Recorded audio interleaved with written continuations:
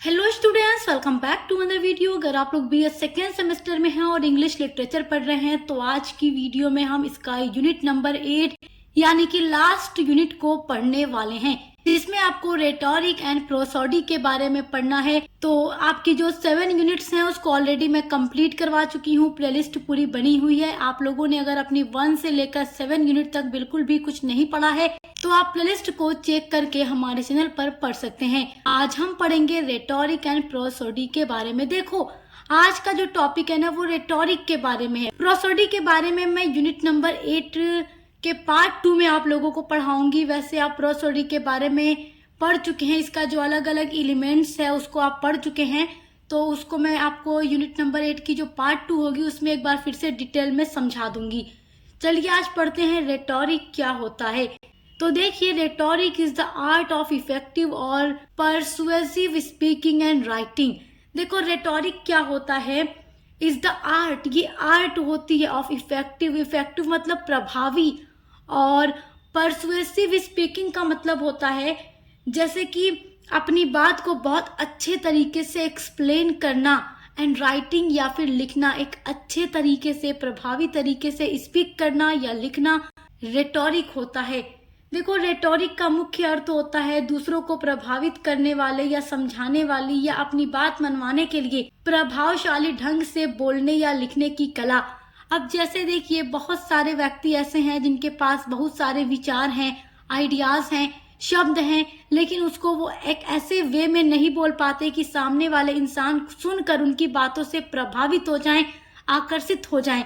और कुछ लोगों के बोलने का अंदाज इतना अच्छा होता है कि वो इतने अच्छे से बोलते हैं कि कोई भी इंसान उनसे क्या होते हैं, प्रभावित हो जाते हैं, उनकी बात को मान लेते हैं। तो वही जो बोलने की कला है वो रेटोरिक कहलाती है। तो जो राइटर्स होते हैं, जो पोएट्स होते हैं, वो इनके थ्रू क्या करते हैं, अपने वर्क्स को लिखते हैं, अपनी पोएम्स को लिखते हैं ताकि रीडर्स उससे प्रभावित हो सके। ये इस बात पर केंद्रित होता है कि आप अपनी बात को किस तरीके से कहते हैं, न कि केवल इस बात पर कि आप क्या कह रहे हैं। It involves choosing words, tones and structures to influence, convince और motivate an audience। तो रेटोरिक जो है इसमें वर्ड्स भी होते हैं, शामिल होते हैं। ऐसे वर्ड्स को चूज किया जाता है, ऐसे टोन इसमें होते हैं या ऐसा स्ट्रक्चर होता है जिससे इन्फ्लुएंस किया जा सके, कन्विंस किया जा सके या मोटिवेट किया जा सके ऑडियंस को। Rhetoric is the art of using language persuasively, aesthetically and effectively to influence an audience। तो देखिए, जो रेटोरिक है ये एक आर्ट है ऑफ यूजिंग, जिसका यूज होता है लैंग्वेज परसुएसिवली का मतलब होता है कि सौंदर्यपूर्ण तरीके से क्या होता है, भाषा को, जो लैंग्वेज है, इतने अच्छे से एक्सप्लेन करना अपनी बात को। एस्थेटिकली एंड इफेक्टिवली यानी कि सौंदर्यपूर्ण प्रभावी ढंग से श्रोताओं को यानी कि सुनने वालों को यानी ऑडियंस को इन्फ्लुएंस करना, प्रभावित करने की जो कला है वो रेटोरिक है।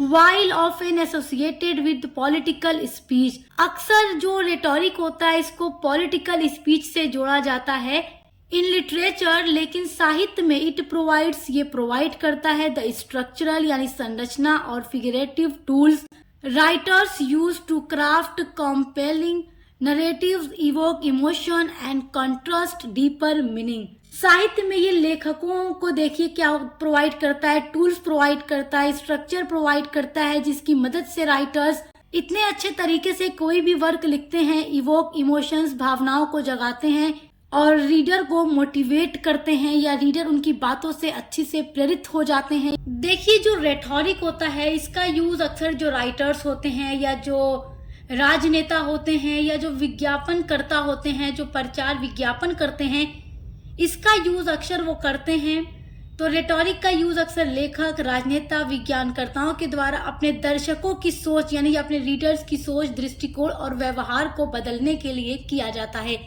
देखिए, लेकिन प्लेटो मानते थे कि जो रेटोरिक है ना ये चापलूसी का एक माध्यम है, कि इंसान चापलूसी के माध्यम से लोगों को अपनी ओर आकर्षित कर लेता है। लेकिन रेटोरिक का यूज लिटरेचर में भी किया जाता है। इसकी मदद से राइटर्स ऐसे बहुत सारे वर्क लिखते हैं जिससे ऑडियंस को वो अपनी ओर अट्रैक्ट कर सकें, अपनी बातों से रीडर को मोटिवेट कर सकें और अच्छे तरीके से, मतलब अच्छे तरीके से बातों को एक्सप्लेन करने की जो कला है वही रेटोरिक होती है। तो आई होप कि रेटोरिक का मीनिंग क्या है आप बहुत अच्छे से समझ गए होंगे। Authors use 3 primary modes of persuasion to draw readers into their characters, perspectives और thematic arguments। तो देखिए जो लेखक होते हैं, जो राइटर होते हैं, वो 3 तरीकों का यूज करते हैं, 3 प्राइमरी मोड्स को यूज करते हैं अपने दृष्टिकोण या अपने तर्क को आकर्षित करने के लिए। 3 प्राइमरी जो मेथड होते हैं उसमें पहला है लोगोस, फिर है पैथोस, फिर है इथोस। तो आइए अब इन तीनों को बारी बारी डिटेल में समझते हैं। तो देखिए जो पहला प्राइमरी मेथड है जिसका यूज राइटर अपने रीडर्स को अट्रैक्ट करने के लिए करता है, उसमें पहला होता है लोगोस, यानी कि जो तर्क शास्त्र होते हैं।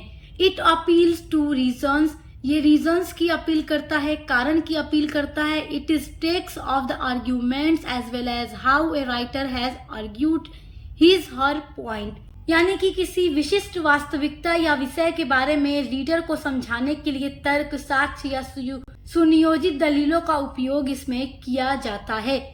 उसके बाद देखिए आपका होगा अगला मेथड है पैथोस। पैथोस का मतलब होता है भावना। It appeals to the emotions and sympathetic imagination, यानी ये भावनाओं को और सिंपैथेटिक इमेजिनेशंस की अपील करता है। यानी कि इसमें क्या होता है कि भावनाएं होती हैं, सिंपैथिक यानी दया की जाती है, as well as to belief and values. Pathos can also be thought of as the role of the audience in the argument. दर्शकों यानी रीडर्स की सहानुभूति, मूल्यों और कल्पना को अपील करके तीव्र भावनात्मक प्रतिक्रियाएं उत्पन्न किया जाता है। उसके बाद है इथोस, यानी कि नैतिकता या विश्वसनीयता। It appeals to the writer's character, ये राइटर्स के कैरेक्टर की अपील करता है। Ethos can also be thought of as the role of the writer in the argument and how credible his her argument is. देखिए इसमें कथावाचक या पात्र जो होते हैं, यानी जो मेन कैरेक्टर होते हैं, उनके नैतिक अधिकार और विश्वसनीयता को स्थापित करना होता है। तो आई होप कि आप रेटोरिक के बारे में बहुत अच्छे से समझ गए होंगे। पार्ट 2 की वीडियो देखना मत भूलिएगा क्योंकि वो टॉपिक भी आपके एग्जाम के लिए इम्पोर्टेंट है। बाकी जिस तरीके से आपका क्वेश्चंस हर यूनिट से पूछा जाएगा उसके लिए ऑलरेडी मैंने वीडियो अपलोड कर दी है, तो आप हमारे चैनल पर विजिट करके देख सकते हैं। बीए के हर एक सब्जेक्ट की क्लासेस हमारे चैनल पर कराई जाती हैं। को करिकुलर की भी पूरी प्लेलिस्ट आपको मिलेगी। तो अच्छे से पढ़ाई करते रहिए, एग्जाम की तैयारी करते रहिए। Best of luck.